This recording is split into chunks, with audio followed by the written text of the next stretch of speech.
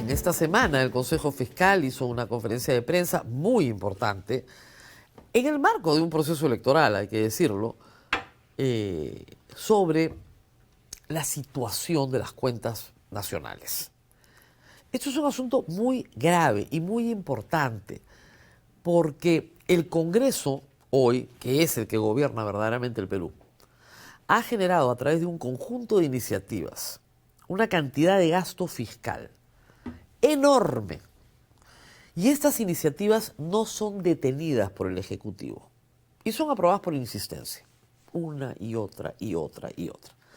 En total, 229 leyes con impacto fiscal adverso, más de 3 veces el promedio de lo aprobado en periodos anteriores. Vamos a ir un poquito con los cuadros, pero primero vamos a presentar a Alonso Segura. Gracias por estar con nosotros. Gracias, Rosa María, por la invitación. ¿Por qué el Consejo Fiscal, que son 5 economistas, los más notables del país, se siente en la obligación de comunicarle esto al país, de hacer este estudio, porque primero hay que hacer un estudio, el estudio es mucho más largo que los cuadros? ¿Por qué se sienten en la obligación de hacer esto? Porque estamos muy preocupados, Rosa María. Nosotros hemos venido emitiendo en el marco de nuestro mandato, una serie de informes y de comunicados alertando sobre medida tras medida de las que están entre las 229, las más importantes, que son distorsionantes pero que no cuentan con financiamiento, ¿no? Y que generan costos de largo plazo o pérdida de ingresos, pero no solo gasto público, hay otras que sacrifican ingresos, exoneraciones tributarias, etcétera, ¿no? Pero veíamos que el Congreso continuaba cada vez más creando más leyes de mayor costo y ante la pasividad de un Ejecutivo que en muchos casos, la mayoría, no observaba y lo hacían por insistencia y ciertamente, prácticamente nunca las inconstitucionales o presuntamente constitucionales no las llevaba al Tribunal Constitucional, ¿no? Hay que explicarle al público más joven que no vivió Alan García primero, nuestro trauma económico nacional para los mayores de 40 años, ¿por qué es tan importante tener un consejo fiscal que sea el guardián? O sea, ¿qué nos pasó a fines del siglo pasado para que hoy por hoy las personas de mi edad, más responsables, dicen, esto es gravísimo? ¿Qué nos pasó? Básicamente, entre las muchas cosas que ocurrieron, el Perú fue fiscal y monetariamente también irresponsable al nivel que era insolvente. Era como una familia que se acabó la plata. Gastó todo lo que quería con la tarjeta de crédito, no tenía cómo pagarla y entonces entró en quiebra. Eso es lo que le pasó al Estado peruano. Entonces, el Estado peruano en los últimos 30 años se ha comportado muy responsablemente. Pero salir de ahí fue muy difícil. Fue durísimo, fue durísimo. ¿Cuánto dura salir de una quiebra para un país? ¿10 años? No, fueron más de 20. El Estado peruano estabiliza inicio en los 90, pero recién logra insertarse en los mercados de capitales internacionales como 15 años después, un poquito menos. Claro, pero la primera emisión de bonos es en el 2004, me parece. Exacto. O sea, 14 años para tener crédito. Crédito. Y de ahí, digamos, alcanzar grado de inversión fueron casi 20 años. 20 ¿no? años. Para que la gente entienda, porque, a ver, esto es, mira, cualquier persona lo entiende. ¿De dónde sale la plata el Estado? De los impuestos que recaudas, básicamente, ¿no? O de endeudarse.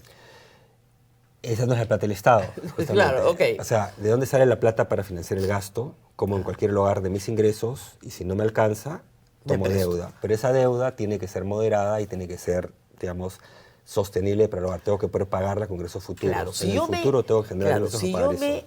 endeudo por todo lo que gano, no como, pues. Si yo reviento la tarjeta de crédito, puedo, como estamos haciendo, aparentemente vivir muy bien, otorgarle beneficios, dádivas a todo el mundo, y después no puedo pagar. Sí. ¿Qué cosa es un endeudamiento sano? Para una persona normal, no más de 30% en una hipoteca, lo que te diga, lo que estoy sacando. Para un país, ¿cuál es el límite de mi endeudamiento? Lo podemos medir en términos de el diferencial entre ingresos y gastos. Así es. Lo que dicen las reglas en Perú es no más de 1% de tu PBI, ¿no? Que es más o menos, el presupuesto público es como 20% del PBI, es más o menos el 5%, lo puede financiar con deuda. Estamos los últimos años financiando más porque estamos, primero, reglas de excepción más holgadas, y segundo, incumpliéndolas. Ajá. Sistemáticamente. Y la consecuencia de eso es que la deuda pública está subiendo, ¿no? O sea, sí estamos pagando nuestras deudas. Sí, sí, sí. Eso sí. No es un tema de solvencia de Perú en el corto plazo. Exactamente. ¿No? Pero si seguimos gastando a este ritmo, como tú dices, oye, si esta sangría no para, al final nuestra deuda va a ser inmensa. Y hay un problema y justamente por eso salimos. Vamos a ver los cuadros ahora para llegar ahí. Entonces, ¿de dónde sale este gasto? El actual Parlamento ha aprobado 229 leyes con impacto fiscal adverso. Lo que es interesante es el comparativo en los 4 periodos presidenciales. ¿Ok? Exacto. Miren ustedes el salto. Ese es el tema. Es el tema. Y no es 3 veces, es 3 veces los 3 periodos juntos. Es 10 veces más leyes de las que emitían. Y el costo, y lo que es importante si ves el costo fiscal, que creo que está en la siguiente, sí, mira, las leyes aprobadas por insistencia, que es las que el Ejecutivo dice... A ver, leyes con impacto fiscal del 2006 al 2011, periodo de Alan García, 88 leyes. Sí. Periodo siguiente de Humala, ahí usted fue ministro, ¿no? Sí. Mucha, que lo tenían al Congreso, pero bien agarrado, 47 leyes. El periodo de Kuczynski y todo lo demás, 70 leyes. Kuczynski, Vizcarra, Merino, Sagasti. El periodo de Castillo y la señora Boluarte, 229 leyes con impacto fiscal. Disculpe, ¿no se supone que está prohibido que el Congreso tenga iniciativa de gasto? Se supone, hubo este famoso fallo del Tribunal Constitucional en 2022 que dio una interpretación, en nuestra opinión, evidentemente, no solo peligrosa, sino errada, que dice que esa restricción solo aplica al año en curso.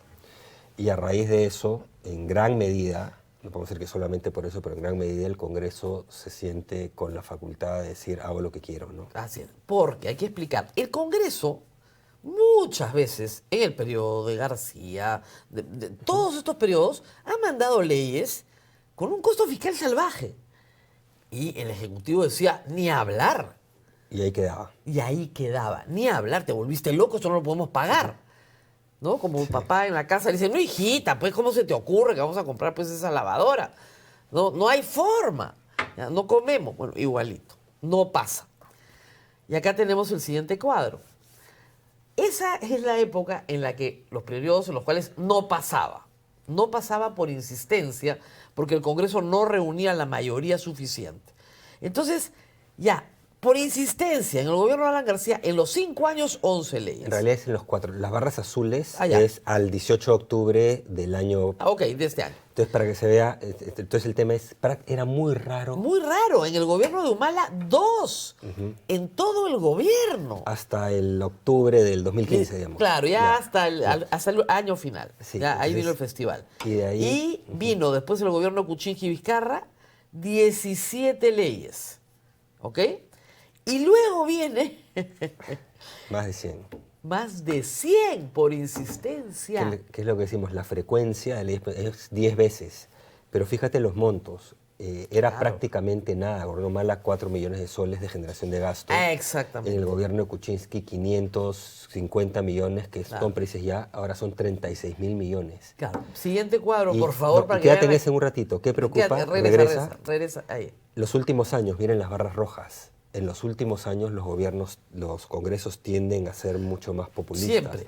Pero si vemos la historia, lo que nos preocupa también es lo que viene en los meses. No, han salido en el momento perfecto porque en el contexto electoral viene el festival.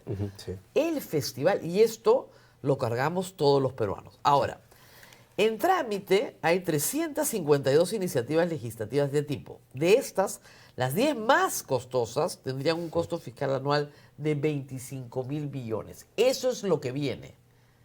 Ahora, ¿qué pasa? Yo leo acá, incremento de la pensión de los profesores jubilados. Pero no sea malito, pues, pobre los profesores jubilados. Usted no tiene alma, no tiene corazón, economista frío y desalmado. Después leo, nombramiento de profesores de la educación básica regular. Pero por favor, ¿qué pasa? Homologación de los trabajadores CAS, gratificaciones y asistencia para trabajadores CAS. Todo esto es planilla. Ahora, gasto eterno. Perpetuo. Perpetuo. Sí. Aparte de las magnitudes, estás hablando de generar iniquidades con el resto, no solo de trabajadores del sector público, sino todos los peruanos o con los jubilados. La pensión hoy día de un profesor es la misma que en el Sistema Nacional de Pensiones, 600 soles. Lo que están proponiendo es que se multiplique por 5. Claro. O sea, que todos los jubilados reciban 600 soles y los profesores 3.000 soles. 3.500. 3.500 Y además cédula viva, porque lo indexan a la ¿qué significa cédula viva? Que cada vez que hay un aumento en los trabajadores activos, la pensión sube. Algo que quebró al Perú, contribuyó a quebrar al Perú, que era cédulas vivas de Así pensiones es. para trabajadores. Entonces, no es que ustedes sean malos, es que no hay plata. No solo que no hay plata, es la magnitud de las medidas, porque ni siquiera es que se está discutiendo en coordinación con el Ejecutivo si es que hay partida presupuestal, decir hagamos un incremento de 10% en la Claro, un pensión de poquito. este grupo, etcétera. No, es todo desproporcionado. Mira, entre esas 300 y pico leyes, 350 y tantas, ojo, hay muchas más. Hemos agarrado a partir de que estén dictaminadas por una comisión del Congreso. Claro, o sea, que podrían entrar al Pleno en cualquier momento. Exacto, y algunas ya entraron al Pleno, algunas ya fueron inclusive observadas por el Ejecutivo, están para insistir, como esta de pensiones Claro. está observada. En cualquier momento el Congreso puede insistir. Son 5.670 millones de soles Mira, al año. Las leyes de mayor remuneración de pensiones del sector de educación, solo 3 de esas leyes cuestan más de 12.000 millones de soles anuales. Y las de beneficios y cambios de categorías CAS son otros 5.000. Ahí nomás, son impagables. O sea, Eso es el 10% del presupuesto público, ¿no? Más o El menos. presupuesto 252.000, Por más eso. o menos, sí.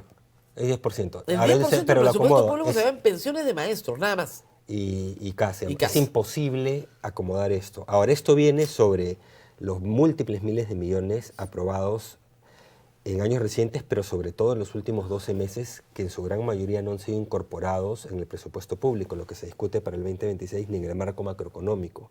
Entonces, ya con eso, no es que vamos a seguir gastando por encima de nuestras posibilidades, es que va a ser imposible que el déficit fiscal se consolide. O sea, vamos a tener una brecha de gastos versus ingresos más alta, que eso está en uno de los gráficos, que va a hacer que la deuda pública acelere su crecimiento. Y si se aprueban estas medidas, o algunas de estas medidas, básicamente las cuentas públicas del Perú O sea, explotan. básicamente es impacto en planilla, ¿no es cierto? Ahora, también, Es por lo más ejemplo, fuerte. Y el otro es tributario. Es decir, Mira, deducibles del impuesto a la renta personal. Yo quiero ese. que sí, Todos queremos. Sí, ¿ya? son 2.000 millones de soles, creo, Claro, al año. pero... Sí. Claro. Que porque- ya el impuesto a la renta de personas en Perú muy pocos contribuyen y ya se perforó desde una decisión en el 2016 Claro. de poner deducciones específicas que no corresponden a un país como Perú, que tienes una deducción general altísima, ¿no? Hay, entre otros casos, otra que ya se aprobó fue el del régimen agropecuario, ¿no es cierto? Y zonas económicas especiales, que ayer Zonas salió a económicas. decir el Ministerio de Economía que le parece muy bien. Entonces uno realmente se pregunta, ¿realmente están preocupados por esta avalancha de perforaciones? Entonces, para que entiendan esto, ¿ya? Este es como un baldecito con un hueco, ¿no? Metes agua, sale, pues sale, Si no, sale, lo has sale. perforado, le estás metiendo cada vez más huecos. Pero ¿no? ahora le estás haciendo un montón Sí. de huecos al balde. Entonces el agua sale así. Y tú no le estás tú le estás metiendo la misma agua. Es más, Claro. estás cerrando un poquito el caño porque como tributariamente menos. estás recaudando menos y le estás haciendo más huecos al balde. Sí. El agua se va más rápido. Entonces la preocupación es, acá el Perú se está jugando, es tan grande lo que se ha aprobado en los últimos meses, que no está incorporado todavía.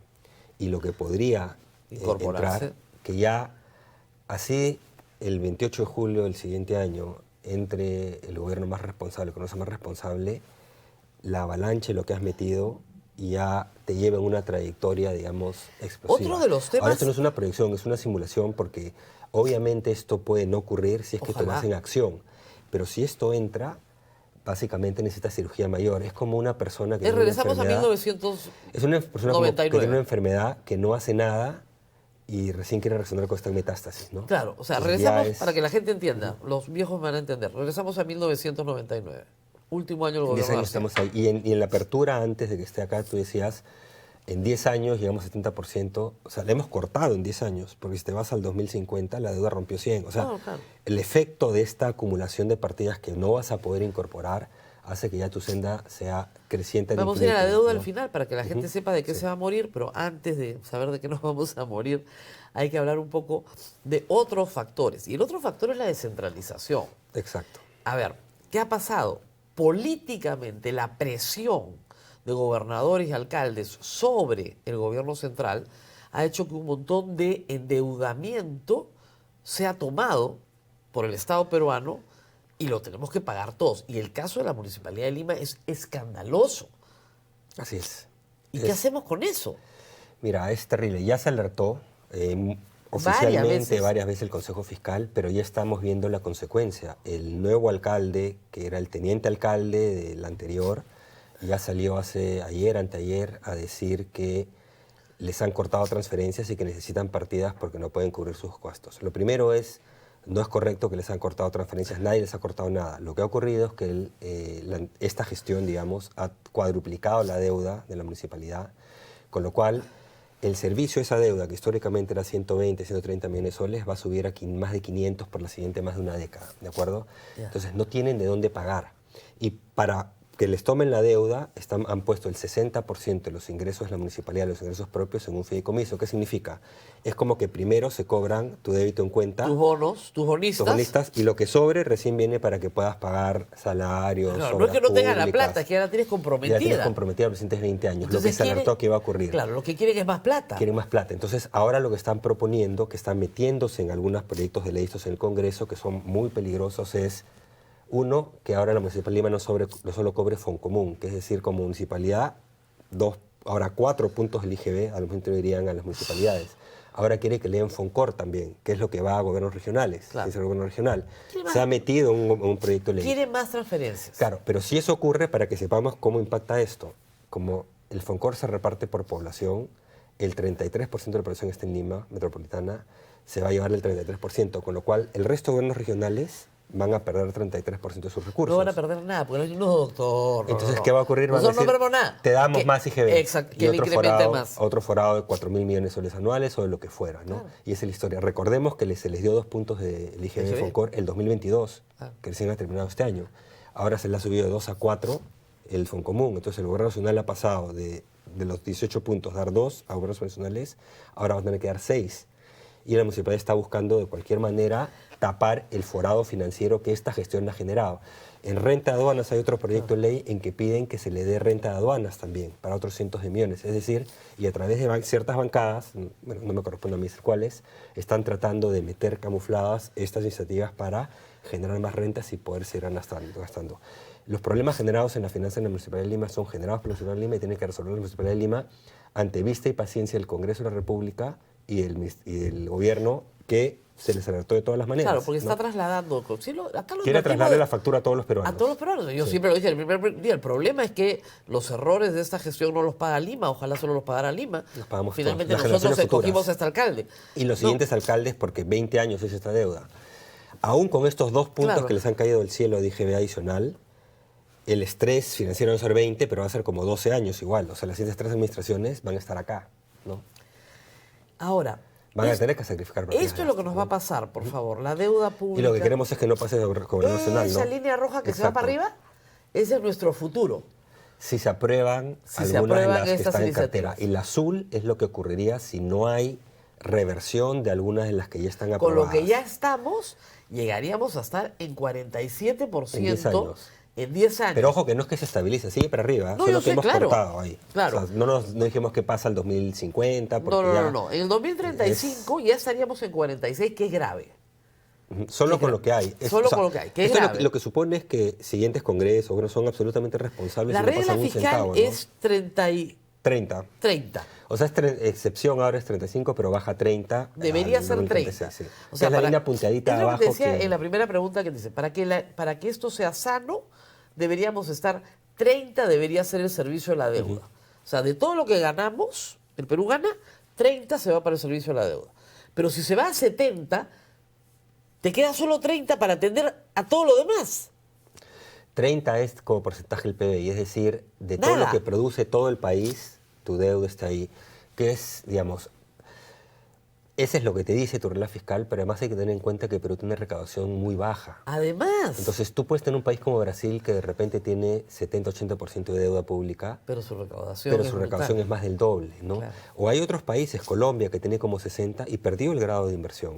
Entonces acá lo que estamos hablando es si esas trayectorias se llegasen a materializar porque esto continúa o porque no se revierten ciertas cosas, la pregunta no es si Perú va a perder el grado de inversión, la única pregunta es cuándo lo pierde. ¿De acuerdo? Y eso significa mayor costo de endeudamiento, menos acceso, menos inversión, por tanto, menos empleo, menos crecimiento para todos los peruanos, menos oportunidades. Exactamente, para que todo el mundo entienda, si perdemos el grado de inversión, el costo de endeudarnos privadamente es más caro. Ese Todos. es el tema. Tu hipoteca es más cara. Y hay menos disponibilidad. Y además hay menos oportunidades, Claro, porque hay menos inversión. o sea, menos hay generación de escasez, empleo. entonces Exacto. sube lo que te van a cobrar. Y acá tenemos un problema, ¿por qué? Porque que es el juego que se hace muchas veces en la política, que es que eso no va a ocurrir mañana. Aún si esto se materializa, cuando sea realmente evidente, ya no va a estar este Congreso, ya no va a estar este gobierno, entonces uno tiene que ser responsable y mirar al futuro. Eso es lo que hace un servidor público, ¿no? Pero acá estamos ya hace un tiempo hacemos, digamos, la farra ahora porque total, las facturas se van a pagar después y las consecuencias plenas de esto se van a ver más adelante. Lo que está ocurriendo ahora es tan grande que si se deja pasar, después ya no se puede contener. O sea, necesitamos cirugía mayor en las finanzas públicas. Además, entonces hay que evitar que entre claro, y hay que retroceder en algunas cosas que han entrado. La ¿no? mayoría de problemas de exoneración tributaria se pueden resolver derogando las leyes. ¿Ok? ¿Saben qué, chicos? No les toca dejar de pagar, ¡pay! Listo. El problema del gasto corriente no se puede resolver porque una vez que el derecho está adquirido, Querido, sonaste. ¿ya? Sí. No hay forma Pues de tienes que retroceder. cortarlo ahora, antes de que Por entre en eso, vigencia. eso sí es urgente de cortar. Sí, claro. Y tienes que explicarle Y es a lo más todos, grande. y tienes que explicarle a todo el sector público, pensionistas y activos, que el dinero no crece en los árboles y que no le puedes Exacto. pagar más porque no hay de dónde pagarles más. Le podrías pagar más endeudando a sus nietos. ¿Ya? Eso no es razonable. Y ojo- Y lo tercero es el gasto que hace el Estado, que enerva mucho a la gente en obra pública o en gastos que deberían ser de inversión y no son de inversión, que se Sí. pierden. Exacto. Hay Eso mucha todavía, ineficiencia. ustedes no han hecho un estudio sobre eso, pero eso es crítico. Porque dicen, bueno, a mí ya no me van a pagar mi pensión como yo quería, bueno, en fin, por mis hijos. Pero a cambio mis hijos van a tener una buena escuela, ¿no? Un buen hospital, una buena carretera. No tienen nada de eso.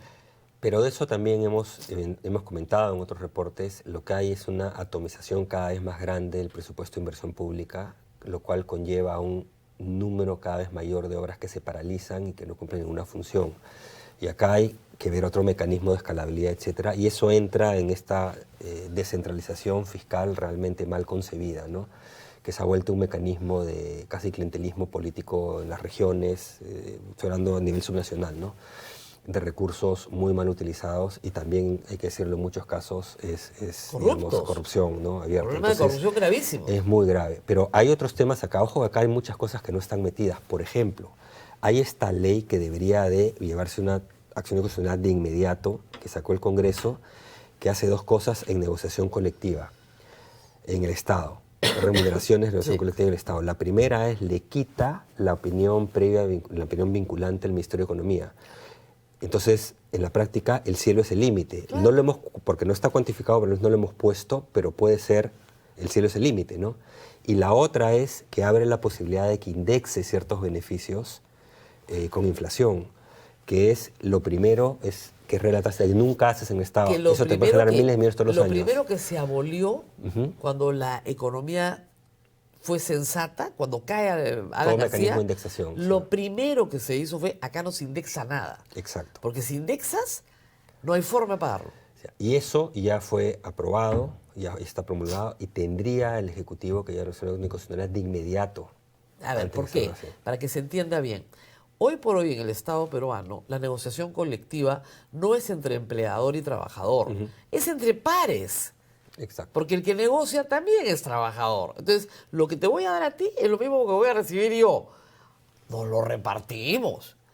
Es muy diferente una negociación entre un empleador y un trabajador donde hay un conflicto. Entonces, Exacto. las dos partes van a tensar, ¿no es cierto?, maximizando su interés. Acá no hay ninguna tensión. Todos estamos en el mismo Claro, barco. si el representante del Estado, que supuestamente defiende los intereses del Estado, los trabajadores, tiene ese conflicto natural, pero no representa los intereses del Estado, y dice, ya, te doy lo que tú quieres, estamos realmente complicados. Pero el tema es, quien tenía que velar dentro de eso era el Ministerio de Economía. Entonces le han quitado, por más debilidad y por más inacción que haya habido, el Ministerio de Economía es el rector hacendario y tendría que ser el que dice, la plata alcanza hasta acá. Claro. Más Es no como, podemos a ir. ver, Le han quitado esa facultad. Claro. Y le quieren indexar beneficios, con lo cual eso no está metido ahí y eso puede ser, esa es la número uno probablemente que tendrán que llevar al TC de inmediato. ahora, ¿cómo la la cuantificas, ¿no? Es incuantificable en este momento. Sí, es.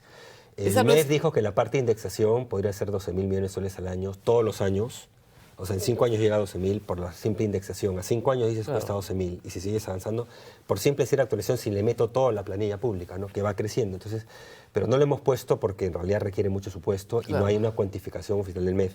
Pero esa es otra. Entonces, hay muchas que no están metidas. No están acá. La reforma de pensiones, Claro. que sabemos que está subestimada y que después la modificaron ante protestas. No, y además sacaron. la reforma de pensiones le promete a todos, todos, a exacto. todos los trabajadores privados una pensión mínima de 600 Exacto. soles. Y, ¿De dónde y va a una salir? serie de beneficios que eran innecesarios y se sabía que estaba subestimada, igual la aprobaron y después encima la modificaron para sacar algunos candados, con lo cual el costo fiscal va a ser aún mayor, ¿no? Porque Claro. muchos otros que tenían que contribuir ya no van a contribuir y después van a depender del Estado. No, primero Entonces, porque hay de pensión todo. mínima y segundo porque te están regalando un porcentaje del IGB, Exacto. Sí, que sí, también sí. tiene un costo. Sí. Entonces, eso tampoco está metido. No Entonces, está hay metido. muchas cosas que no están metidas y ya sí O sea, es una esta trayectoria es una estimación, digamos, prudente y conservadora Sí. de lo que va a costar. Sí. Podría costar mucho más.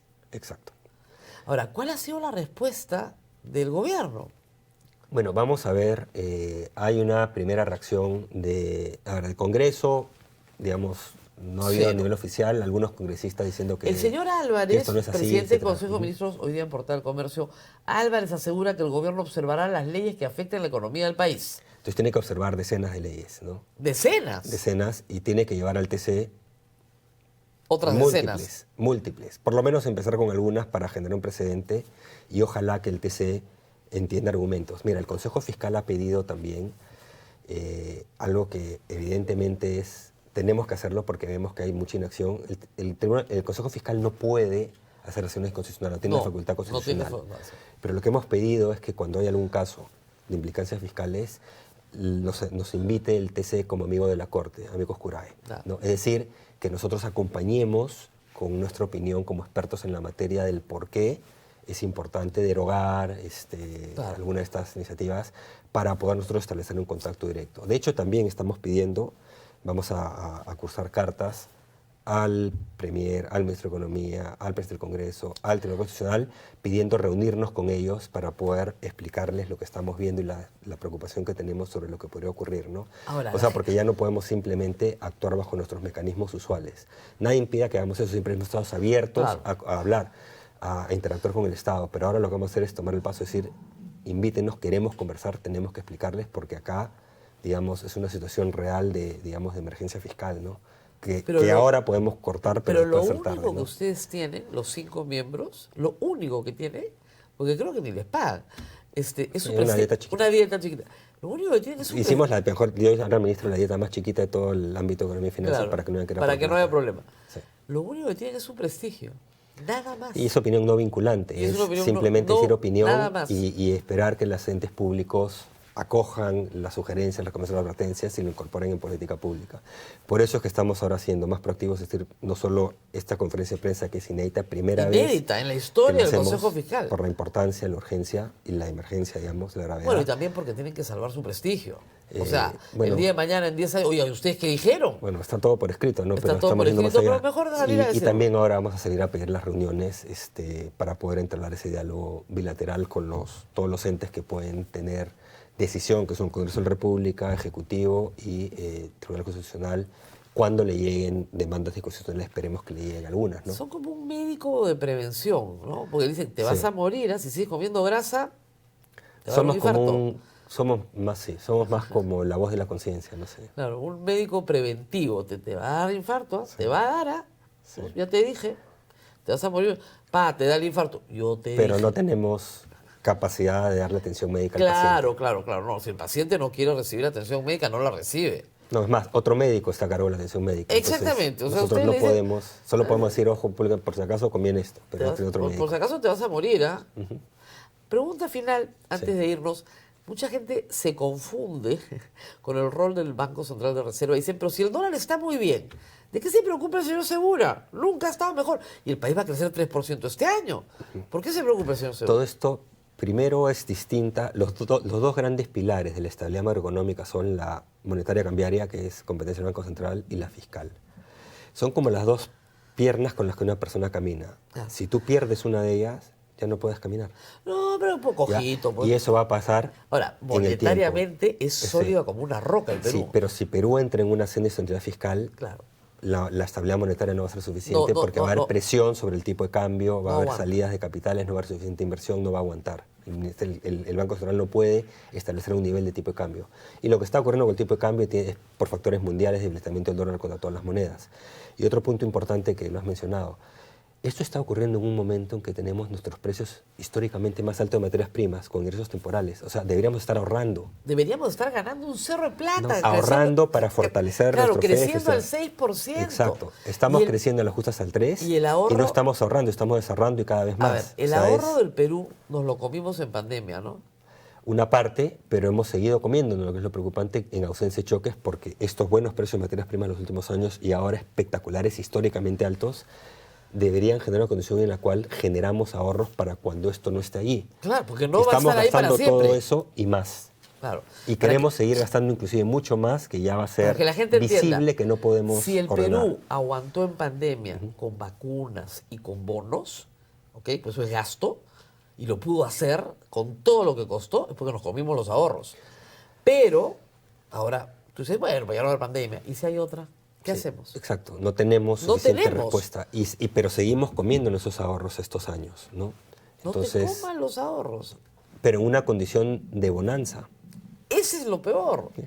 Que deberíamos estar en las vacas gordas ahorrando Exacto. para las vacas flacas. Porque las vacas flacas van a venir, ¿no? Sí, llegan. Sabemos que va a haber algún niño, por ejemplo. Solo no sabemos Algún cuándo. día. Sabemos Claro. que en algún momento los precios de las materias primas Va a haber un cataclismo, van va a haber un caer. terremoto, va a haber una pandemia. Algo va a haber. Todo Una va a haber. crisis global va a haber. Va a haber, claro. No sabemos cuándo, pero sabemos que va a haber, ¿no? Claro. Entonces, y no estamos previendo eso, ¿no? Bueno, es que todos nuestros gobiernos son pues de cortísimo plazo. Ese es el problema. Este gobierno tiene un horizonte de 6 meses. Entonces, ese es el problema. Sí. Si creen que no va a pasar nada, se equivocan. Sí va a pasar. Pero no van a estar ellos, pues. Ese Es lo que decía yo antes, ¿no? Ese es el problema. no, Necesitas realmente responsabilidad de ver largo plazo, ¿no? Así es. Muy bien. Muchísimas gracias, No, Alonso a ti, Segura, Rosa por María. estar con nosotros explicando esto clarísimo. Creo que quedó claro para todos. Y para todos los candidatos presidenciales también.